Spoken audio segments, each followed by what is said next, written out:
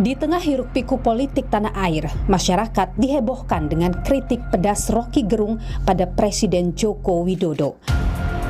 Kritikan bernada kasar ini berujung polemik. Apa maksud Roky Gerung mengucapkan kata-kata kasar? Bisakah Roky Gerung dipidana? Saya, Niluh Puspa, mencari jawabnya. Ambisi Jokowi adalah mempertahankan legasinya. Dia masih pergi ke Cina buat nawarin IKN. Dia masih mondar-mandir dari satu koalisi ke koalisi yang lain untuk mencari kejelasan nasibnya tuh. Dia memikirkan nasibnya sendiri. Dia nggak pikirin nasib kita. Itu yang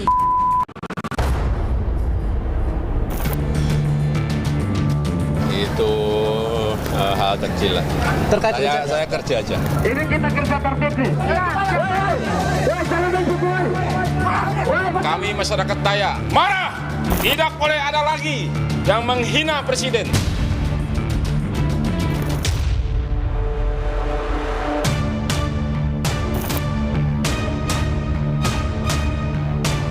Jangan main-main. Saya akan berdiri paling depan. Jadi jangan coba-coba mengganggu presiden.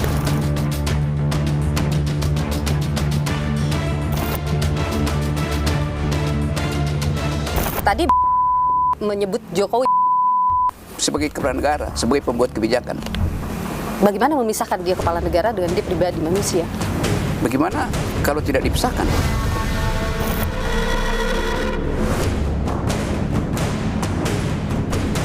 Kata-kata Anda itu dianggap melukai asas kesetaraan dalam demokrasi karena ketika Anda mengatakan seseorang seperti itu, Anda meninggikan posisi Anda. Memang saya tinggi, saya lebih tinggi dari presiden. Karena saya berdaulat, presiden tidak. Pak Roky kalimatmu itu kebablasan. Itu terlalu 100% menghina. Turunin dong ke 80%. Oke, saya pakai 80%. Nanti ada publik bilang 80% masih terlalu tinggi itu. Bikin 20%. Lama-lama 0%. Lama-lama saya nggak boleh bicara kan. Kan konyol itu.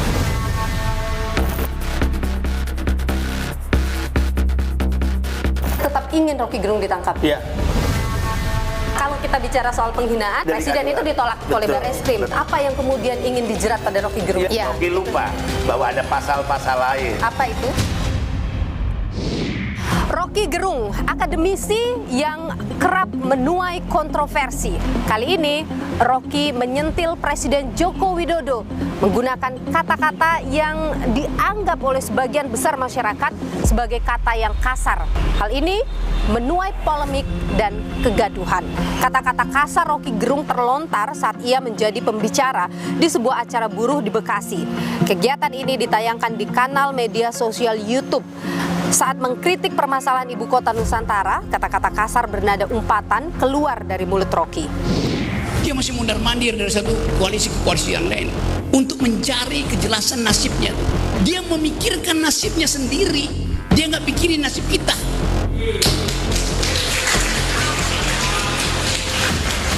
Itu yang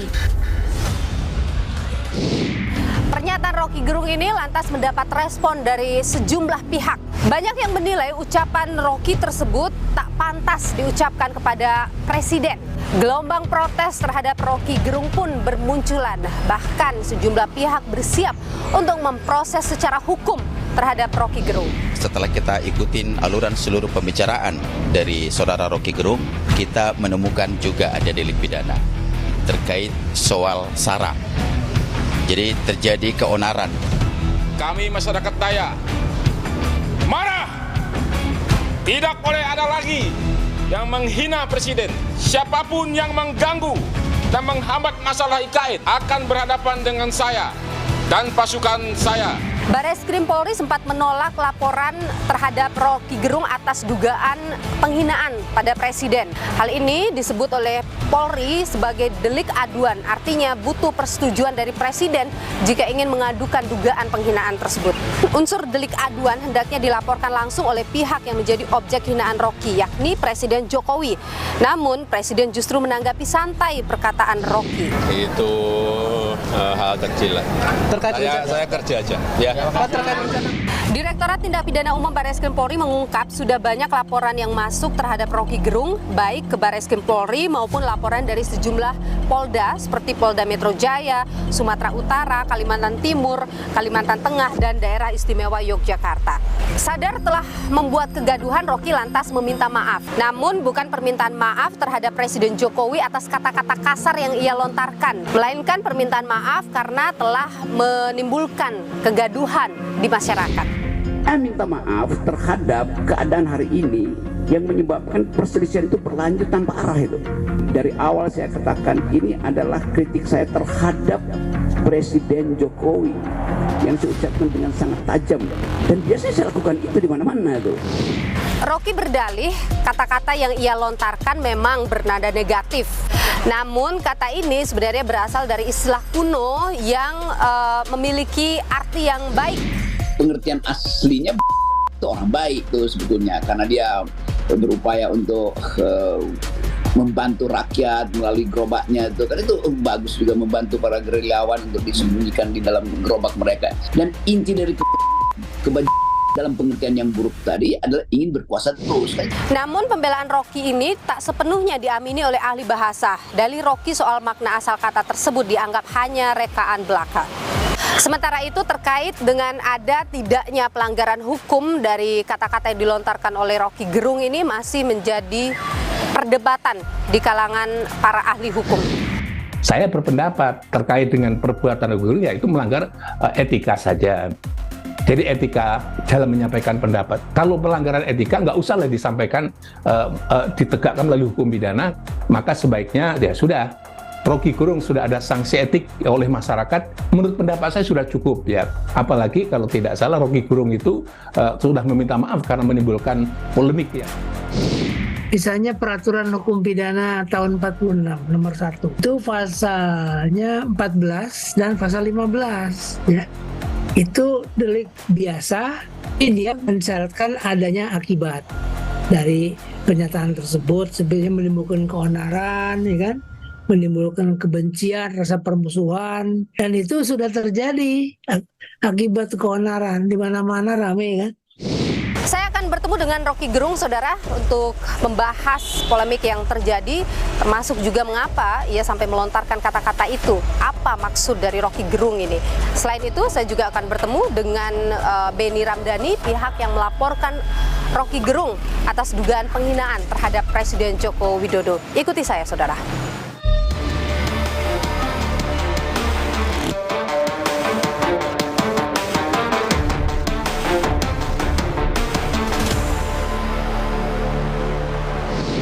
Meski sudah meminta maaf atas kegaduhan yang terjadi, Rocky Gerung ini tetap menghadapi aksi penolakan dari sejumlah elemen masyarakat imbas dari apa yang ia ucapkan gitu. Nah, ini dianggap menghina presiden. Apa sih sebenarnya maksud dari kata-kata itu? Kenapa itu bisa keluar? Kita perbincangkan hal itu sudah bersama dengan saya, Rocky Gerung. Bung Rocky Gerung, terima kasih sudah bersama Niluh. Oke, Niluh.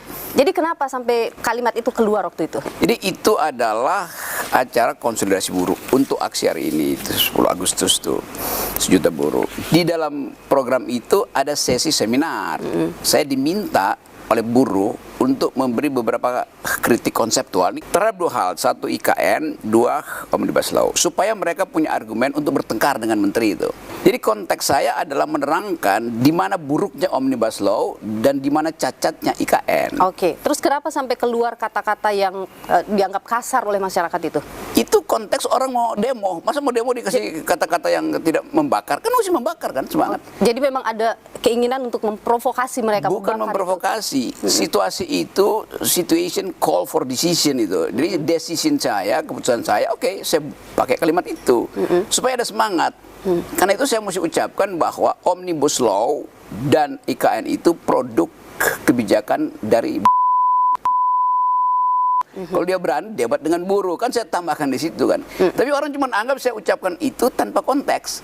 Padahal sebetulnya itu semuanya adalah hal yang betul-betul saya ucapkan dengan niat untuk memberi kritik setajam-tajam. Kritik yang tajam itu memang harus menggunakan kata-kata yang tadi Anda sebutkan itu. Bisa, saya bisa pakai bahasa Latin, bisa pakai bahasa Jerman di situ. Kemudian nggak ada yang ngerti kan. Oke. Maka saya pakai bahasa yang orang mengerti. Itu artinya apa? itu artinya apa? Jadi saya pakai itu dan saya pertanggungjawabkan Tadi Anda menyebut Jokowi. sebagai kepala negara, sebagai pembuat kebijakan. Bagaimana memisahkan dia kepala negara dengan dia pribadi manusia? Bagaimana kalau tidak dipisahkan? Itu artinya Jokowi adalah raja. Hanya di dalam raja itu tubuh pribadi dan tubuh publiknya menyatu. Ada juga yang menganggap bahwa dia sebagai personal pribadi ataupun dia sebagai presiden itu tidak bisa dipecahkan. Itu adalah satu kesatuan gitu, karena Nah, itu presiden itu kan wadah, harus Yes. ada orangnya begitu. Itu pandangan kerajaan itu, bukan pandangan republik. Masa nggak bisa dibedain tuh? Kan kita memilih presiden, maka dignitas dia tidak boleh dilekatkan. Tapi kan di situ manusia, ada manusianya. Nah, itu betul, Nilu. Martabat itu selalu hanya dilekatkan pada manusia. Karena itu disebut human dignity. Nggak ada presidential dignity atau presiden dignity. Jadi dignitas itu, martabat, hanya melekat pada manusia konkret individu. Karena dia punya perasaan. Dia tergores harga dirinya tuh. Kalau saya punya problem pribadi dengan presiden, maka saya menghina dia tuh. Sebagai Jokowi. Tapi saya nggak punya problem dengan presiden kan. Saya punya problem dengan seseorang yang ada dalam jabatan publik. Itu bedanya begitu. Maka dia nggak boleh tersinggung. Ketika Anda mengeluarkan kalimat itu, Anda tentu sangat sadar bagaimana masyarakat memandang kata-kata itu. Yes. Dan ketika ini sampai ke masyarakat, pasti akan menimbulkan pro kontra, menjadi kontroversi di tengah masyarakat. Anda tahu itu kan? Tahu. Bahkan saya tahu bahwa masyarakat mesti dididik untuk bisa bedain itu. Artinya, Bedain bagaimana? dididik untuk bedakan tubuh publik dan tubuh privat presiden. Jadi kalau belum bisa bedakan, artinya presiden gagal menyelenggarakan kurikulum demokrasi kan. Ada juga yang bilang keberanian Anda itu karena ada yang nge-backing Anda. Anda adalah antek asing.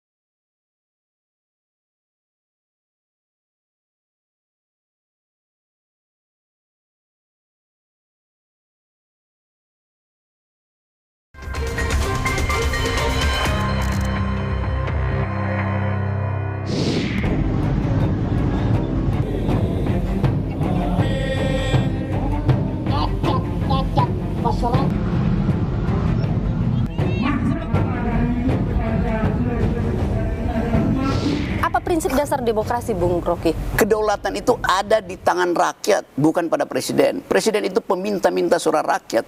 Maka presiden mesti hormati kedaulatan itu. Kalau saya kasih kritik, dia mesti hormati kritik saya itu. Bahkan supaya dia bisa jangan bikin gara-gara, kita sewa anggota DPR untuk jadi watchdog dia, tuh kan. Kan anggota DPR ini adalah anjing penggonggong bahasa Indonesianya. Nanti marah lagi anggota DPR. Ya watchdog begitu kan. Anjingnya mesti gonggongin siapa? Gonggongin presiden, jangan gonggongin rakyat. Kalau Anda dianggap, kata-kata Anda itu dianggap melukai asas kesetaraan dalam demokrasi, karena ketika Anda mengatakan seseorang seperti itu, Anda meninggikan posisi Anda. Memang saya tinggi, saya lebih tinggi dari presiden. Karena saya berdaulat, presiden tidak. Tetapi secara hierarki kan presiden itu adalah pemimpin, kepala negara. Kapan dia jadi pemimpin? Ketika dia minta izin pada rakyat, ketika dia dipilih oleh rakyat. Kita di Indonesia ada norma, ada batasan begitu. Bagaimana Anda melihat bahwa Anda kebablasan tuh di situ? Kalau ada orang yang bilang, oke, Pak Rocky, kalimatmu itu kebablasan, itu terlalu 100% menghina. Turunin dong ke 80%. Oke, saya pakai 80%. Nanti ada publik bilang 80% masih terlalu tinggi itu. Bikin 20%. Lama-lama 0%. Lama-lama saya nggak boleh bicara kan. Kan konyol itu. Tapi Anda kan tidak dilaporkan juga oleh presiden. Pastinya masih terus Justru boleh bicara. Justru itu Presiden Jokowi mengerti bahwa yang terhina bukan diri dia sebagai Jokowi. Kalau begitu yang terhina adalah presiden. Oke, sekarang kita cari deliknya. Kan delik itu, delik penghinaan presiden sudah dihapus oleh Mahkamah Konstitusi. Jadi nggak mungkin ada delik yang namanya penghinaan presiden. Oke, sekarang kan bukan itu ya, tapi Anda dianggap membuat kegaduhan. Nah itu masalahnya. Gaduh artinya ada yang pro saya, ada yang kontra saya. Sekarang Anda lihat bagaimana? Itu tetap berjalan pro kontra Ada itu. kegaduhan itu? Memang. Gara-gara apa yang Anda ucapkan? Iya. Dan kalau Anda misalnya dilaporkan dengan pasal menimbulkan kegaduhan. Sekarang diperiksa kegaduhan itu disebabkan oleh saya atau oleh sponsor-sponsor yang nggak ngerti tentang demokrasi. Anda tidak khawatir kalimat yang Anda keluarkan kemudian membuat orang terprovokasi yang kemudian akhirnya menimbulkan ada kegaduhan, ada kerusuhan, atau ada upaya-upaya demonstrasi yang berakhir dengan keras misalnya? Saya tahu konsekuensinya. Anda tahu konsekuensinya, artinya Anda juga sadar itu bisa terjadi. Sadar, tapi saya harus memilih. Saya mendidik atau saya diamkan. Apakah mengantarkan mereka untuk bisa melakukan itu termasuk mendidik? Yes. Karena kalau saya tidak didikannya apa dong jadinya, Bu? Negeri ini memilih demokrasi, memilih republik, tetapi kulturnya feodal. Kulturnya itu sopan santun itu. Sopan santun itu kemunafikan dalam politik. Itu yang saya bilang harus ada pendidikan politik. Dan pendidikan politik harus dilakukan dengan menggunakan kata-kata seperti itu. Bukan dengan kata-kata, dengan konsep. Kan konsep tadi itu terhadap pejabat publik di dalam kedudukan dia sebagai pemimpin negara atau pemimpin pemerintahan kan. Itu yang saya mau bedakan. Saya nggak boleh menghina manusia. Pejabat publik itu bukan manusia, dia lembaga. Tapi yang mengisi jabatan publik itu kan manusia. Iya, tapi dia nggak boleh terhina dalam kondisi dia sebagai manusia. Karena mesti anggap Anda menteri. Anda bukan seseorang yang namanya bagus.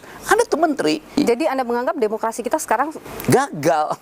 Karena itu saya ambil risiko itu. Kan saya bilang saya minta maaf karena saya membuat kontroversi sehingga terjadi pro dan kontra. Anda minta maaf atau bangga karena terjadi kontroversi? Nah, saya nggak bangga. Karena saya anggap bahwa mestinya mereka paham itu. Terutama yang anti pada saya, mesti mereka paham.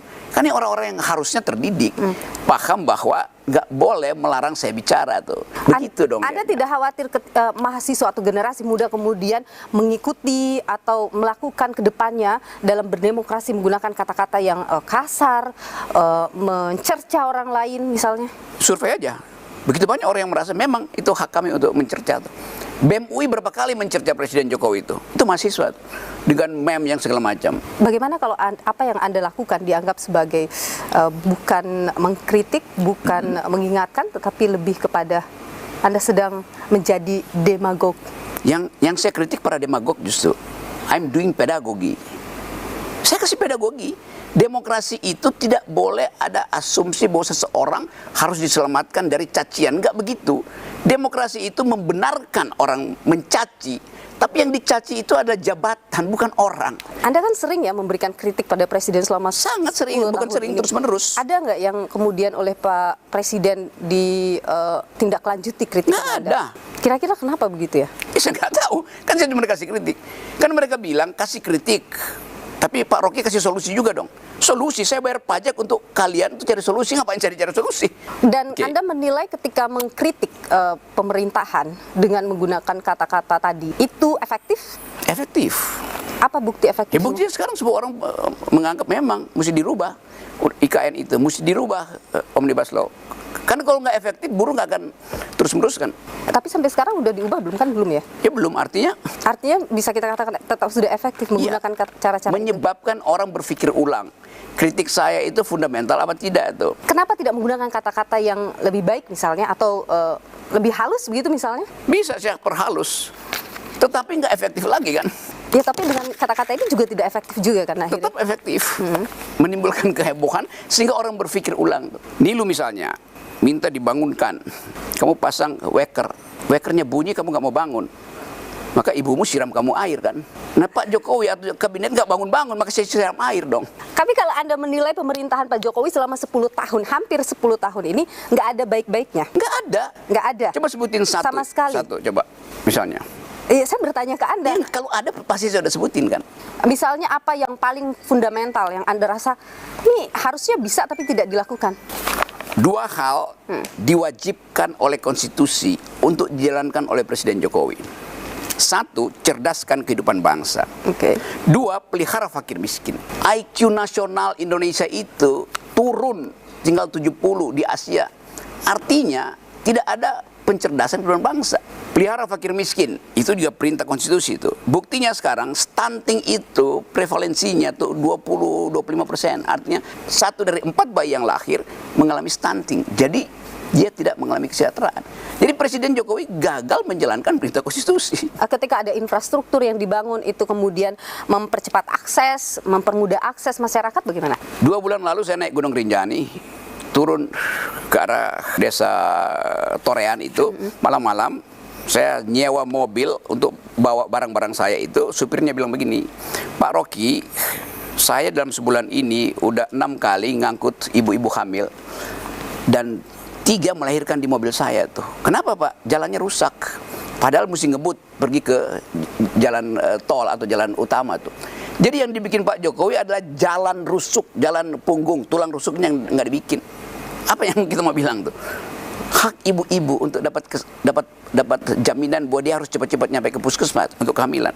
3 melahirkan di mobil baknya. Jadi apa yang mau dibanggain tuh? Ada juga yang bilang keberanian Anda itu karena ada yang nge-backing Anda. Anda adalah antek asing. Siapa yang bilang itu? Tapi ketika ada pandangan seperti itu, bagaimana? Jadi setiap orang yang mengucapkan pikiran dianggap di remote oleh orang lain. Nah dia, orang itu juga dia di remote oleh kedunguannya tuh. Kan begitu jadinya kan? Karena dia mencurigai sesuatu yang dia asumsikan aja. Itu asumsi. Ya pasti, asumsi yang didorong oleh keinginan untuk menjebakkan seseorang. Jadi agenda Anda tidak didorong oleh pihak luar. Environmental ethics dorong saya untuk pro pada masyarakat Dayak yang tanah leluhurnya itu sebentar lagi akan hilang. Ya, Jadi kalau ada yang melaporkan dan tidak sependapat dengan apa yang dilakukan menurut Anda? saya Komunitas lakukan Dayak. sesuatu untuk memproteksi hak masyarakat adat ulayat. Presiden Jokowi tidak pernah meminta izin pada masyarakat adat di situ. Izin itu namanya AMDAL. Jokowi udah putuskan pindahkan IKN, baru dia bilang universitas bikin AMDAL. Lo di dalam ilmu public policy terutama yang menyangkut lingkungan, minta izin dulu baru bikin keputusan politik. AMDAL harus mendahului keputusan politik. Oke, jadi komunikasi-komunikasi yang dilakukan oleh Presiden Jokowi itu tidak ada gunanya Ya, karena gunanya. sudah pindah ke sana Iya. begitu. Dan Anda akhirnya terjebak kan Presiden Jokowi kan, bahwa dia mesti berhutang pada Cina. Padahal dia bilang tadi enggak, ini bisnis to bisnis. Lama-lama pakai APBN. Kan itu kebijakan yang katakan. Rocky Gerung, kayak ini loh. ahli filsafat, aktivis yang sering kontroversi di tengah masyarakat. Terima kasih. Oke, terima Sudah kasih berbagi karena sudah pandangan. menyediakan forum saya untuk menambah kontroversi. Ini loh. Oke. Terima kasih Bu Iya, Roni. Nelo. Anda sempat menyebut juga Rocky ini memiliki kepentingan di balik pernyataan dia menyerang Presiden. Apa itu kepentingannya menurut Anda? Rocky Gerung tidak berdiri sendiri. Ada 3 operasi besar yang sedang dikerjakan dan ini adalah operasi yang dilakukan oleh kekuatan Apa luar. itu?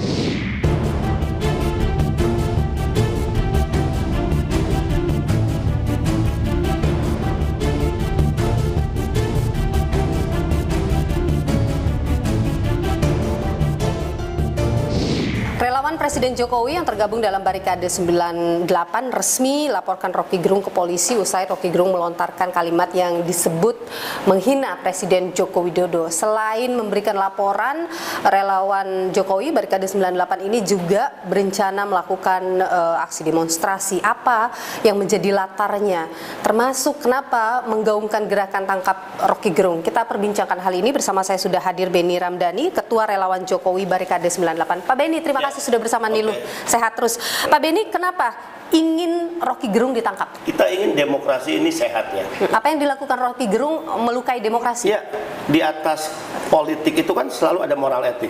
Oke. Dia value dan nilai tertinggi dalam berbangsa, bernegara, dan dalam kehidupan sosial masyarakat kita. Nah, jika itu dilanggar, maka saya yakin ini warisan yang buruk ya bagi anak-anak muda generasi kita ke depan. Apa yang dilukai? Demokrasi yang mana yang dilukai oleh Rocky Gerung? Ya, kita ingin siapapun yang nanti dan sekarang ya memegang mandat kekuasaan itu dikritik sekuat-kuatnya karena tidak ada kepemimpinan yang sempurna. Termasuk kami merasa sebagai pendukung Pak Presiden Jokowi.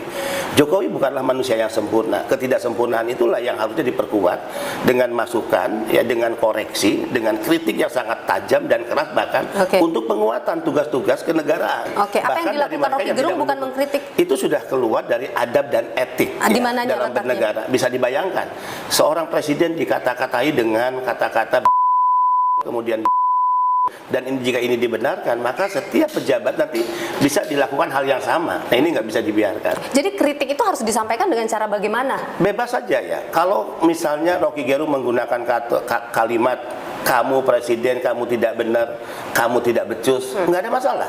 Ya, presiden perlu dikritik oleh siapapun yang hingga hari ini, termasuk mereka yang oposisi terhadap kekuasaan. Jadi sebaiknya mengkritik presiden seperti apa menurut Lakukan Anda? kritik ya secara konstitusional, kebebasan demokrasi sebagaimana yang tidak melanggar etik dan adab itu dilakukan, dan presiden sangat terbuka, termasuk kami para pendukung Jokowi.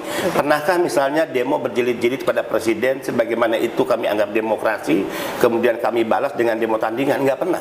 Ketika seseorang melanggar norma atau melanggar etik begitu, apakah hukumannya hanya dengan penjara? Ya, Rocky Gerung kan tidak pernah meminta maaf. Permintaan maaf dalam konferensi pers yang dilakukan Rocky Gerung itu lebih kepada permintaan maaf karena ucapannya telah menimbulkan kegaduhan dan keonaran. Ini tidak substantif. Anda inginnya dia minta maaf pada Jokowi? Kalau Rocky Gerung meminta maaf atas pernyataan yang tidak pantas, yang tidak etis, kemudian dia mencabut kalimat ya yang dilontarkan, saya yakin ya para pendukung Jokowi adalah orang yang sangat fairness, yang bisa juga memaafkan. Jadi Anda maunya dia minta maaf dan mencabut kata-kata itu? Kami punya prinsip, hanya seorang pecundang yang tidak mau mengakui kesalahannya dan meminta maaf, dan hanya seorang pecundang juga yang tidak mau memaafkan orang yang meminta maaf. Ketika Rocky Gerung menyebut bahwa dia tidak menghina Jokowi, tetapi fungsinya yaitu presiden, bagaimana Anda menilai? Rocky Gerung ini kan selalu mengatasnamakan intelektualisme, selalu mengatasnamakan kebebasan berpendapat, selalu mengatasnamakan atas nama demokrasi. Dia lupa untuk membedakan kritik dan hujatan, kritik dan caci maki. Sehingga saya katakan 8 tahun para pendukung Jokowi ini memiliki kesabaran revolusioner untuk tidak merespon apapun bentuk kritik, apapun bentuk caci maki dan hujatan kepada presiden. Dan menurut kami 8 tahun ini waktu yang cukup dan tidak bisa dibiarkan lagi, karena perjuangan moral ini tidak hanya untuk Presiden Jokowi. Anda sempat menyebut juga Rocky ini memiliki kepentingan di balik pernyataan dia menyerang presiden. Apa itu kepentingannya menurut Anda? Rocky Gerung tidak berdiri sendiri. Ada 3 operasi besar yang sedang dikerjakan, dan ini adalah operasi yang dilakukan oleh kekuatan luar. Apa itu? 1. Operasi besar pertama, bagaimana Jokowi tidak terpilih pada Pilpres kedua kalinya. Operasi ini gagal. Operasi yang kedua adalah bagaimana Jokowi dilengsarkan, dimakzulkan di tengah jalan. Dan yang ketiga, jika pemakzulan tidak berhasil, mereka sedang masuk pada operasi yang ketiga. Jokowi akan lengser di tahun 2024. Dalam kacamata publik, memori publik, Jokowi is nothing dan Jokowi is nobody. Anda punya bukti bahwa mereka melakukan itu? Tentu kita memiliki ya sumber informasi dari berbagai sumber yang kita punya. Dan itu didorong oleh siapa? Kekuatan luar tidak ingin Indonesia ini maju. Bisa dibayangkan siapa yang ingin Indonesia dari negara berkembang kemudian mengalami lompatan di negara maju. Mereka tidak ingin Indonesia tumbuh dan kuat secara ekonomi dan stabil secara politik. Itu kenapa Anda menyebut Rocky antek asing? Yes. Ini tuduhan yang serius ya? Serius. Ya. Ya. Tapi siapa itu yang orang asing di luar itu siapa? Itu Ya, negara, itu manusia? Saya sering menyebutnya Amerika ya dan juga sekutunya. Ini negara yang tidak ingin ya Indonesia kuat secara politik dan juga kuat secara ekonomi. Tapi Anda yakin dengan informasi itu? Yakin.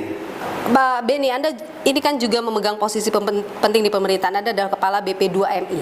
Ya. Ini juga menjadi sorotan ke Anda. Ya. Ada yang mengatakan bahwa Pak Beni lebih baik mengurusi masalah migran deh daripada Ya. mengurusi masalah Rocky Gerung. Bagaimana? Ya, kemarin Jumhur misalnya mengatakan lebih baik mengurusi ya mereka yang meninggal. Yang saya urusi yang meninggal 2.200 itu adalah yang berangkat dulu di zaman Jumhur Hidayat. Ya, kita punya buktinya. Orang menganggap ya justru apa yang kita lakukan ini sebagai bentuk cari muka pada kekuasaan.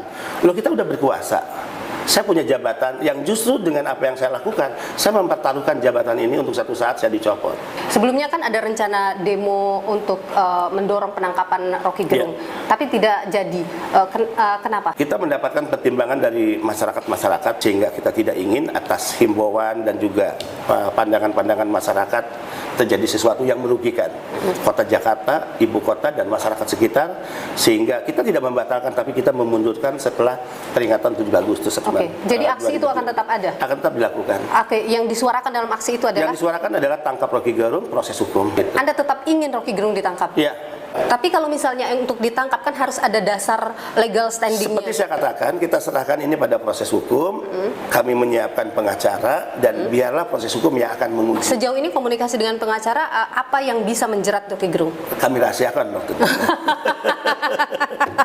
Baik, karena kalau kita bicara soal penghinaan itu Ya. sudah harus Dari presiden aduan. itu ditolak oleh Betul, Barreskrim. betul. Nah, saya juga jadi penasaran juga apa yang kemudian ingin dijerat pada Rocky Gerung Ya, ini. sepandai-pandainya tupai melompat itu akan jatuh juga. Oke. Jadi Rocky ini sebetulnya tidak pintar ya. Dia menganggap bahwa apa yang dia lakukan sebebas-bebasnya, toh presiden dengan kesabarannya tidak akan melaporkan dia karena delik aduan. Ya, Rocky lupa bahwa ada pasal-pasal lain. Apa itu? Ketika seseorang karena perbuatan dan tindakannya menimbulkan kegaduhan, keonaran tengah-tengah masyarakat, maka itu bisa menjerat Rocky Gerung dan Rocky Gerung terpeleset di situ. Oke, Undang-Undang Ya, kita 46. lihat apa yang dilakukan Rocky Gerung telah menimbulkan gerakan yang sangat masif Oke. di daerah-daerah ya. Dan Sekarang itu sudah disebut sebagai kegaduhan teman-teman menurut Dayak Anda? Kalimantan telah bergerak juga menyampaikan sikap karena ketersinggungan atas IKN ya. Oke. Dan ini adalah sentimen negatif publik yang muncul Oke. secara spontan ya dan terjadi di seluruh tanah air. Oke. Dan tentu negara penegak hukum akan melihat ini sebagai masalah yang serius. Jadi Undang-Undang 46 yang ingin Anda Kita serahkan jelaskan, kepada ya? pengacara dan penegak hukum. Oke, baik. Artinya Anda menyatakan bahwa Rocky Gerung telah menimbulkan kegaduhan di masyarakat. Kita serahkan pada penegak hukum. Pak Beni Ramdhani, Ketua Umum Barikade 98. Terima kasih sudah berbagi Oke, pandangan terima kasih, ini. Lu Mbak. sehat selalu, Pak Beni. Terima kasih banyak. Thank you.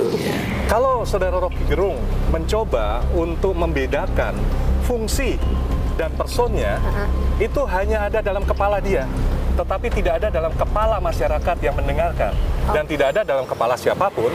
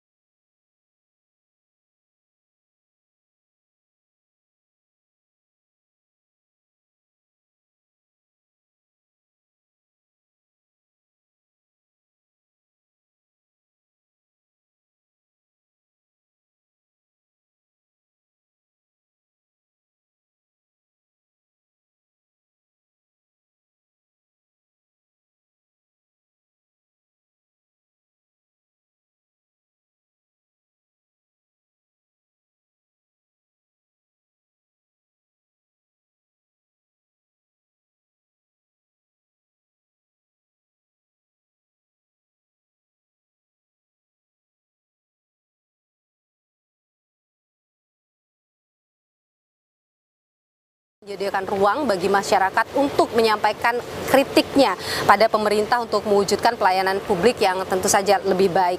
Tapi pantaskah kemudian menyampaikan satu pandangan terhadap pemerintah dengan kata-kata yang oleh masyarakat umum itu dianggap kasar?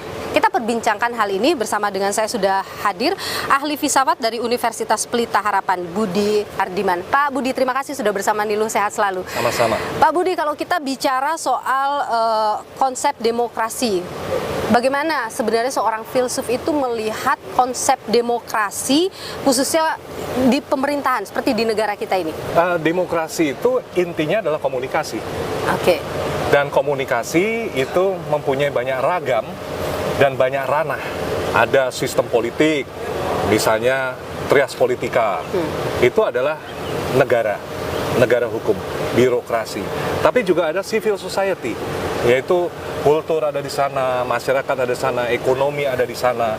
Nah, bagaimana dua hal ini saling berkorelasi, bersinergi untuk membangun sebuah masyarakat demokratis dan negara demokratis. Dan kritik bisa dilakukan di situ? Kritik adalah bagian yang wajar dan bahkan didorong dalam berdemokrasi. Oke, kalau kritik itu wajar dan bisa didorong dalam demokrasi, ketika masyarakat atau orang melakukan kritik seperti misalnya dilakukan oleh Rocky Gerung, bagaimana Anda melihat dengan kritik yang disampaikan dengan cara seperti itu misalnya? Rocky Gerung kerap berbicara atas nama rasionalitas.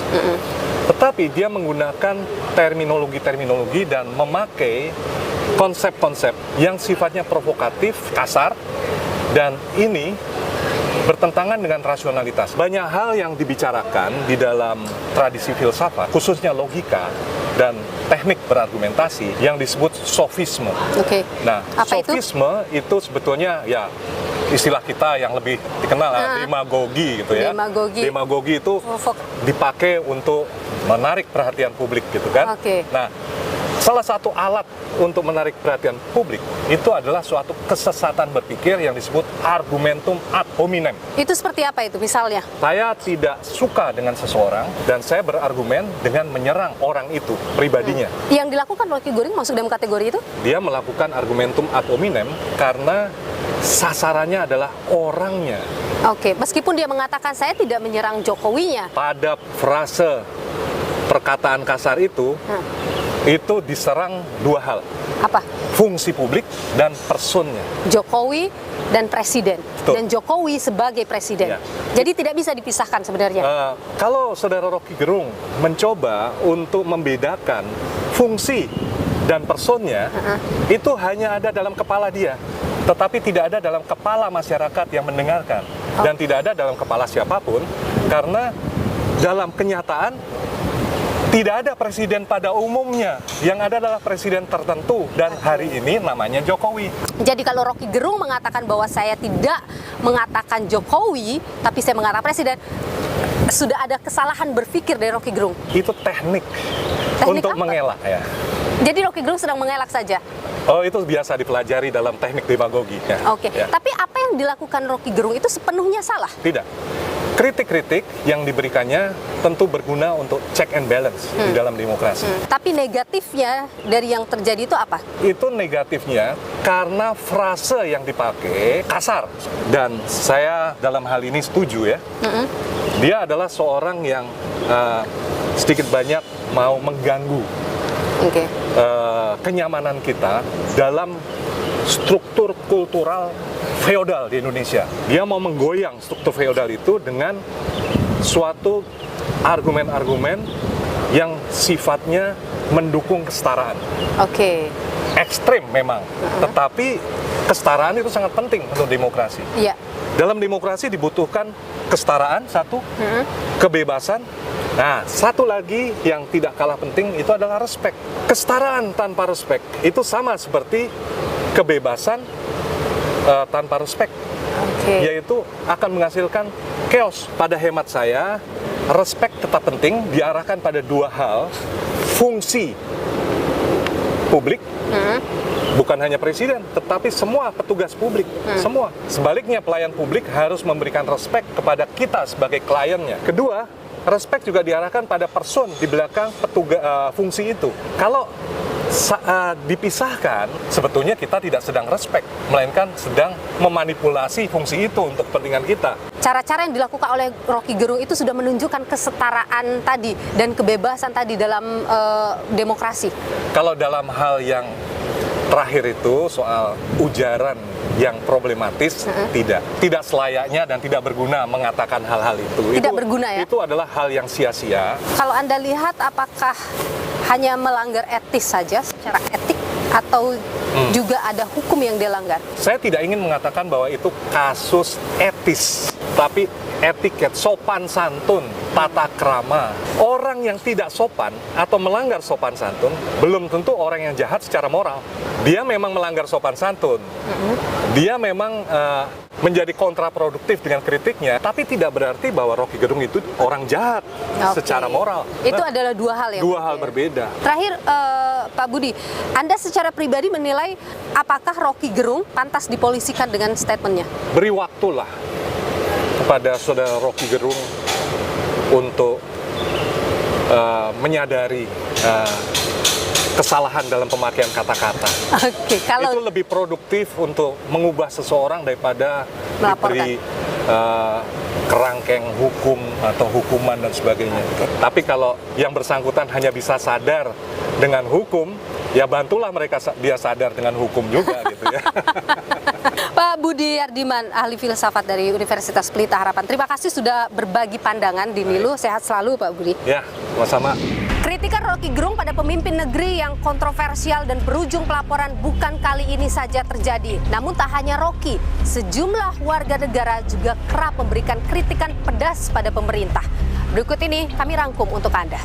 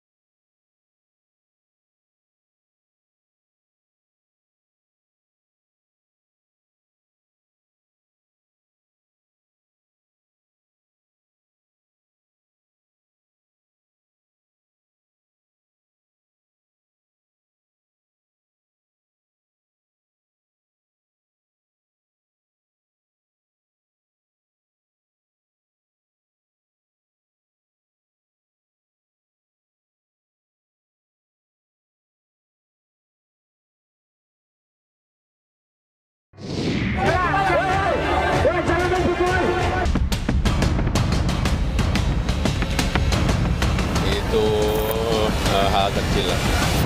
Saya kerja aja. Kemarahan sebagian pihak itu karena belum bisa membedakan mana kritik publik dan mana dendam pribadi. Dia memikirkan nasibnya sendiri, dia nggak pikirin nasib kita. Itu. Selepas menyentil Presiden Joko Widodo, Roky Gerung mendapat kecaman. Tak main-main, aktivis politik kontroversial ini dilaporkan ke polisi lantaran kritik pedasnya diimbuhi kata-kata kasar.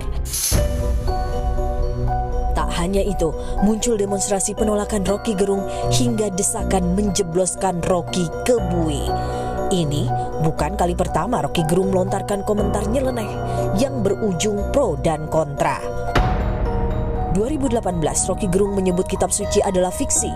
Saat diklarifikasi, ia mengaku kalimat tersebut bukan untuk menistakan agama. Kemudian Roky Gerung diduga menghina Marga Lauli dalam cuitan akun Twitternya 2020 lalu. Imbasnya, Himpunan Masyarakat Nias hingga Menteri Hukum dan HAM Yasona Lauli melaporkan Roky ke polisi. Lalu Roky Gerung juga sempat menyinggung Presiden tak paham Pancasila. Roky diancam dipidanakan terkait pernyataannya. Saya sebagai terlapor yang dilaporkan oleh Kabak Hukum Pemkot Jambi atas video-video saya yang mengkritik Pemkot Jambi dan Wali Kota Jambi Syarif Hasyah. Tak hanya Roky Gerung, sejumlah pihak juga pernah lontarkan kritik kontroversial ke pemerintah. Mei 2023, siswi SMP di Jambi dilaporkan pemerintah Kota Jambi ke polisi lantaran kritiknya dianggap mencemarkan nama baik Wali Kota Jambi Syarif Hasyah. Dalam video unggahannya, siswi ini mengaku kesal dan ingin mencari keadilan lantaran sumur dan rumah neneknya rusak akibat angkutan berat. Laporan polisi dicabut karena siswi SMP tersebut meminta maaf. April 2023, TikToker Bima Yudo Saputro mengunggah komentar pedas soal situasi jalanan yang rusak di Provinsi Lampung. Meski akhirnya pemerintah daerah Lampung turun dan memperbaiki, namun kata kasar yang diucapkan Bima sempat berujung laporan polisi. Belakangan Bima dikecam ketika mengomentari mobil yang dikendarai Presiden Joko Widodo saat peninjauan jalanan pasca di aspal Pemda setempat. Ada juga aktivis buruh Jumhur Hidayat yang mengomentari Omnibus Law Undang-Undang Cipta Kerja lewat cuitannya di media sosial 2020. Jumhur divonis 10 bulan penjara karena terbukti menyebarkan berita hoax. Kritik tentu diperlukan demi kemajuan bangsa. Tapi bagaimana adabnya agar tak berujung penjara? Kritikan itu kan terbuka. Oleh karena itu baik, tapi dengan catatan. Satu, dengan bahasa yang enak, dengan literasi yang enak, dengan bahasa yang santun. Kalau kita lihat yang diancamkan pasal 14 itu kan menimbulkan keonaran. Makanya dari kritikan itu jangan sampai berpotensi berita bohong. Ini loh, ini kan akhirnya kan, nah ini kan berita bohong apa yang disampaikan tadi. Karena mungkin bukan berdasarkan pada kajian atau informasi data yang akurat, berpotensi menjadi berita bohong. Berita bohong yang menimbulkan keonaran.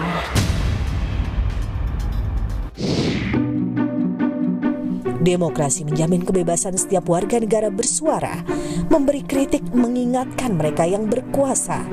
Namun, ada nilai dan batasan yang harus dijaga demi keberlangsungan hidup bangsa yang bermartabat.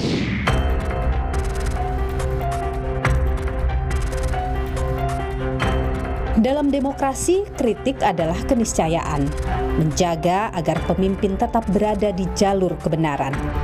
Namun, mengeluarkan pendapat haruslah secara seksama, jangan sampai mencederai norma dan etika. Ikuti terus informasi perkembangan pemilu hanya di Kompas TV, independen, terpercaya. Saya, Niluh Puspa, sampai jumpa.